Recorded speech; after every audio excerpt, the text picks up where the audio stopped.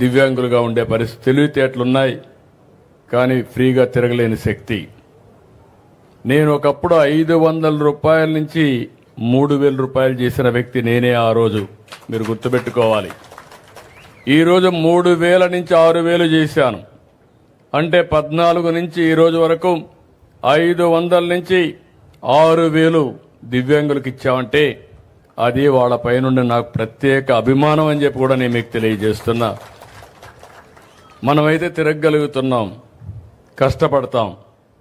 కొంతమంది అయితే తిరగలేక చాలా ఇబ్బంది పడతా ఉంటే అలాంటి వాళ్ళకి దేవుడు సరిగా చూసుకోకపోయినా మానవత్వంతో మనం సహకరించాలనే ఉద్దేశంతో ఈ కార్యక్రమం తీసుకున్నాను. నేను అక్కడితో ఆగలేదు. 8 లక్షల మందికి నెలకు 6000 రూపాయలు ఇచ్చే ఏకైక ప్రభుత్వం భారతదేశంలో గర్వంగా చెప్తున్నా తెలుగుదేశం ప్రభుత్వం, ఎన్డీఏ ప్రభుత్వం. ఇంకొక పక్కన కొంతమంది కిడ్నీ పేషెంట్స్ ఉంటారు, తలసేమియా వచ్చిన వాళ్ళు ఉంటారు.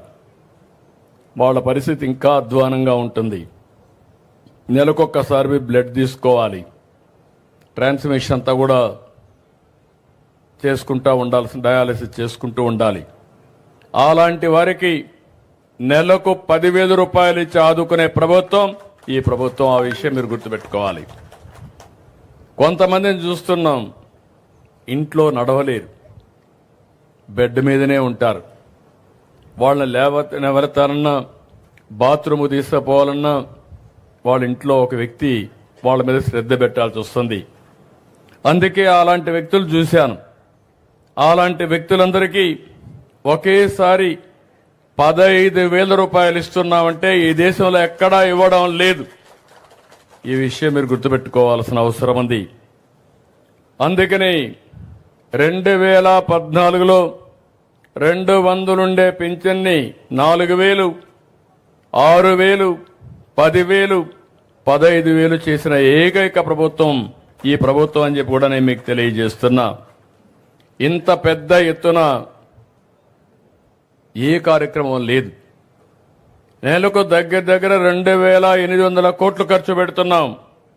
సంవత్సరానికి 33,000 కోట్ల రూపాయలు ఖర్చు పెడుతున్నాం. పెట్టే డబ్బులు కూడా మీరు ఒక్కసారి చూస్తే మొదటి తారీఖున ఉద్యోగస్తులకు జీతాలు వస్తాయి. మా పేదవాళ్ళకి పెద్ద కొడుగ్గా నేను కష్టపడి మీ ఇంటికి డబ్బులు పంపిస్తున్నాను. ఒక్కోసారి తల్లిదండ్రులు మర్చిపోతారు, కొడుకులు కూడా మిమ్మల్ని చూసుకోరు. ఇక్కడ ఒక కేసు కూడా ఉంది, మీకు అందరికీ చెప్పాలి. ఆ కేసు చూస్తే 2 చిన్నారులు నా పక్కన కూర్చున్నారు.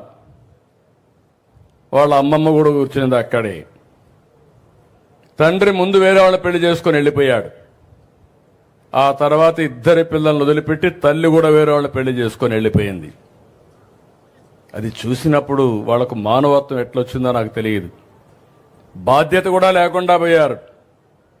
అలాంటి సమయంలో వాళ్ళ అమ్మమ్మ, నేను ఈ పిల్లల్ని చదివించాలి, నేను లేకపోతే వీళ్ళు అనాథలైపోతారని బాధ్యత తీసుకున్న ఆవిడ్ని గట్టిగా చప్పట్లు కొట్టి మీరు అభినందించాలి.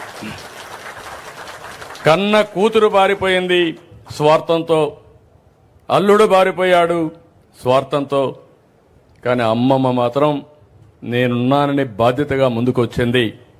ఆవిడికి మనస్ఫూర్తిగా మరొక్కసారి అభినందన తెలియజేస్తున్నా. ఇది భారతదేశంలో విలువలకు మారు పేరని చెప్పి కూడా నేను మీకు తెలియజేస్తున్నా. ఇప్పుడు నేను అది ఆలోచించిన తర్వాత వాళ్ళిద్దరికీ ఏ విధంగా చేయాలనో ఆలోచించాను. ఆవిడికి ఇల్లు కూడా లేదు. ఇమ్మీడియట్గా నేను ఎక్కడైతే హెలికాప్టర్ దిగానో అక్కడ ఇంటి జాగా ఇచ్చి 1 సంవత్సరం లోపల ఇల్లు కట్టిస్తున్నాను. ఒక 2 ఆవులు పట్టించి నెలకొక 15 రూపాయల ఆదాయం వచ్చేట్టుగా ఆవిడికి నేను సహాయం చేస్తున్నాను. ఇంకొక పక్క 2 పిల్లలకి ఒక్కొక్కరికి 2 లక్షల రూపాయలు ఫిక్స్డ్ డిపాజిట్ వేసి వాళ్ళని చదివించి ప్రయోజకులు చేయాలని, ఉచితంగా చదివించాలని ఒక కార్యక్రమం పెట్టుకున్నాం. తండ్రి తల్లి బాధ్యత లేకుండా పోయారు. బాధ్యత కలిగిన వాళ్ళ కుటుంబానికి పెద్దగా నేను ఈ బాధ్యత తీసుకుంటున్నానని చెప్పి కూడా నేను మీకు తెలియజేస్తున్నా. ఇద్దరికి కూడా నెలకు 4,000 రూపాయలు ఒక 6 నెలలు ఇస్తాం. అది కూడా ఉపయోగపడుతుంది. ఉచితంగా చదివిస్తాం. వాళ్ళిద్దరిని ప్రయోజకులు చేసే బాధ్యత ఈ రాష్ట్ర ప్రభుత్వం తీసుకుంటామని చెప్పి కూడా నేను మీకు తెలియజేసుకుంటున్నాను. ఇలాంటివన్నీ చూసినప్పుడు మొదటి తారీఖు నేను ఎందుకు అందరినీ పొమ్మన్నానంటే మా ఎమ్మెల్యేలని, ఎంపీలని, ప్రజాప్రతినిధుల్ని, అధికార యంత్రాంగాన్ని, మా కలెక్టర్ని, జాయింట్ కలెక్టర్ని అందరిని వెళ్ళమన్నాను. వెళితే వాస్తవాలు తెలుస్తాయి. ఏసీ రూమ్లో కూర్చుంటే మీ బాధలు, మీ కన్నీళ్లు తెలియవు. అందుకే ఈరోజు అందరూ కూడా ఇక్కడికి వస్తున్నారు. వచ్చినప్పుడు వాస్తవాలు తెలిస్తే తదనుగుణంగా పనిచేసే పరిస్థితి వస్తుంది. అందుకే నేను ఇంకొక మాట కూడా చెప్తున్నా. ఈరోజు నేను మా అధికార యంత్రాంగాన్ని, రాజకీయ నాయకుల్ని పూర్తిగా నమ్ముతున్నా. కానీ నేను వీళ్ళు కరెక్ట్గా చేస్తున్నారా లేదా అని కూడా టెక్నాలజీలో చూసుకుంటున్నా. నేను పింఛన్ ఇమ్మన్నాను. పింఛన్ ఎక్కడిచ్చాడో 3వ కన్ను పెట్టి నేను ఎక్కడున్నా పర్యవేక్షిస్తున్నాను. అది టెక్నాలజీ. ఎవరైనా ఒక వ్యక్తి పింఛన్ ఇస్తే పింఛన్ ఏ సమయంలో ఇచ్చాడు, ఎక్కడిచ్చాడు, ఆ ఇంటి దగ్గర ఇచ్చాడా, లేకపోతే వీళ్ళింటికి రమ్మన్నాడా, లేకపోతే సెక్రటరీకి రమ్మన్నాడా అని మానిటర్ చేసే మెకానిజం పెట్టాను. దీనివల్ల ఎవ్వరు కూడా తప్పించుకోలేరు.